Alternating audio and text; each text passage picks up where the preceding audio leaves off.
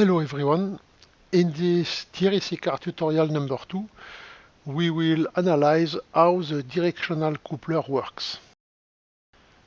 In the TRC car tutorial number 1, I spoke about the adapted line driven by a voltage source with a directional coupler between them. In this session, we will be focused on the directional coupler analysis. In this lab equipment picture, we can see the signal generator, the RF amplifier, and the wattmeter. The directive coupler is placed between the RF amplifier and the load. In this example, the forward output is connected to the wattmeter. The question is, what does this wattmeter measure? Here we have two different directional coupler pictures. Inside the bottom one, we will find two transformers. For a higher frequency up to GHz, the layout is very simple, but does not help us too much to understand how it works. The directional coupler function can be explained with two transformers. Outside of the directional coupler, we have a 50 ohm resistor connected to the reflect and forward outputs. The first transformer forces a part of the line current in the forward output, and the second transformer forces a part of the output voltage between the forward and reflect outputs. Of course, those outputs have an attenuation because we can just take a small part of the power sent to the line. On the top right corner, we can see the directional coupler SPICE model schematic.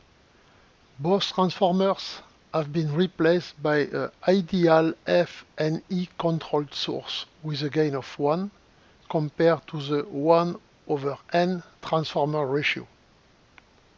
The resistor divider connected to the Vin source provides an output voltage proportional to Vin. In the SPICE schematic, a red rectangle, the current source F3 forces the current measured in the 0-volt voltage source to the forward output. In the blue box, the voltage source E0 forces the output voltage between forward and reflect outputs. To calculate the VF voltage, we need IF. To get IF, we need IR. By replacing IR and IF in the equation, and after few arrangements, we will get the final result VF equal Vin divided by 2. VF is independent of the load resistance. Now, we do the same operation to calculate VR, which is equal to VF minus Vout. VF is replaced by Vin divided by 2. After few arrangements, we will get the final result. VR is dependent of the load resistance RL. This schematic is an ideal model with a factor of 1, so VF and VR have no attenuation, unlike the real directional coupler. Using the directional coupler SPICE model, I did an AC simulation with an input voltage source amplitude of 2 volt, and I plotted VR and VF versus the load resistance with a log scale. Of course, as VF equal Vin divided by 2, VF is constant versus load resistance and equal to 1. VR minimum value is 0 volt for the load resistance equal to 50 ohm and 1 volt when it is shorted or opened. VR has the same value for n times 50 or 50 divided by n. For example, we have 0.3 volt for n equal 2. Now we can see the same curve with the x-axis in linear scale. I plotted the power in the resistance R versus R when this resistor is connected to a 50 ohm source voltage. This is to remind that the maximum power transfer to the load is when R equals 50 ohm. The power has the same value for R times 50 or 50 divided by n. For example, you can see for n equal 2 and n equals 3. The function VR versus RL is a hyperbola with a vertical asymptote of -50 ohm and horizontal asymptote of -1 volt. We are not interested by the negative resistance value, so we will zoom on the red area. Below 50 ohm, VR is positive, and over 50 ohm, it is negative. This mathematical function does not look as the AC simulation curve, because AC simulation plot only the module. So if we plot the absolute value of VR, we will get the red curve, which is the same as the AC simulation with linear x-axis. The dotted line represents the VF voltage for reference with an amplitude of 1 volt, and VR is 0 if the load resistance equals 50 ohm. When load resistance equals 100 ohm, VR amplitude is 1/3, but with the opposite phase than VF. Opposite phase means negative value. See blue curve and blue dot at -0.33 volt.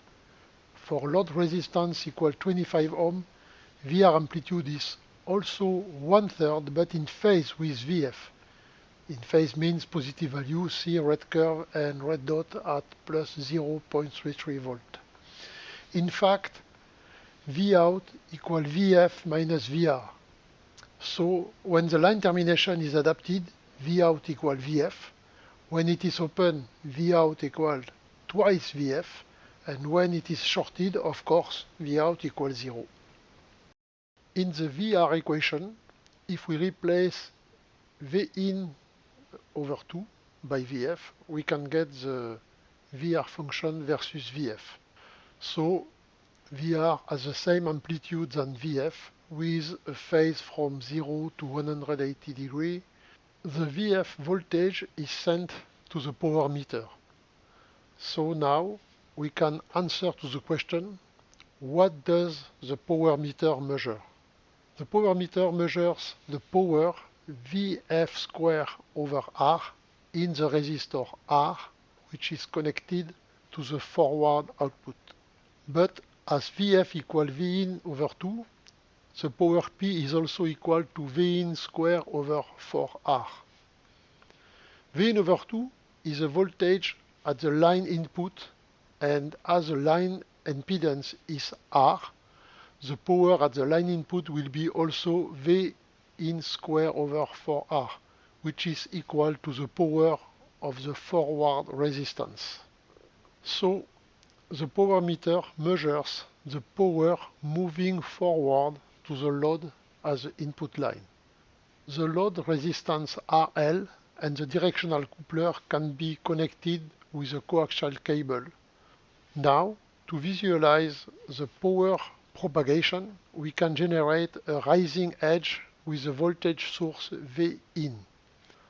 As soon as the Vin voltage will go up, a power will be present at the line input. The power is represented with both red rectangles to show that the power on the forward resistance is equivalent to the power injected at the line input, because input line impedance is also R. The power at the line input will move forward to the load. If the line termination is adapted, this power, after traveling on the line, will stay in the resistor termination.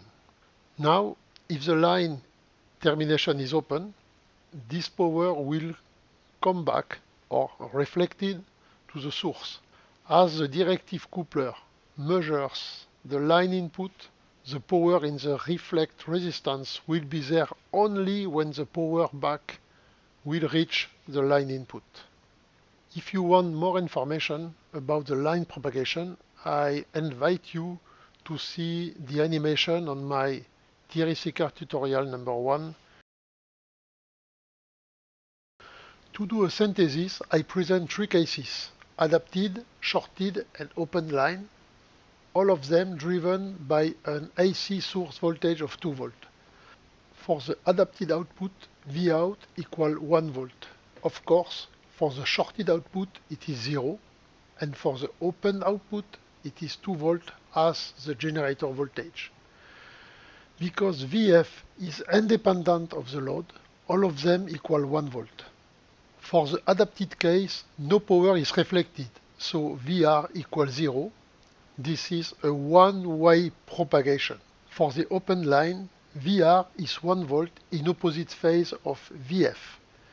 In the forward direction, the line capacitor is charged to 1 volt, but when 100% of the power comes back to the source, the line capacitor is charged for 1 volt more to get 2 volts.